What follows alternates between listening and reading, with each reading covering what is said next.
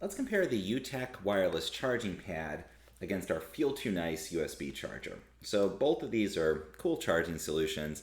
The YOOTECH I like to use with my Android device. It's a wireless charging pad. If you have a compatible phone, you just plop it down on there. Don't have to plug anything into the phone, and it just charges up wirelessly.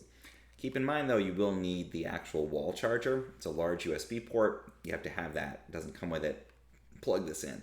So if you already have one of those, you're good to go. If not, you'll need a separate USB wall charger to plug it into. The Feel2nice, a little bit different.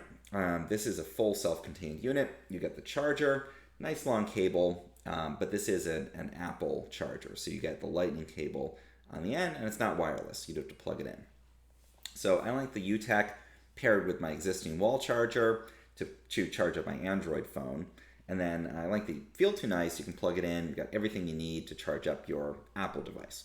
Kind of different applications, different standards with wireless versus wired, but both of these are really great charging solutions.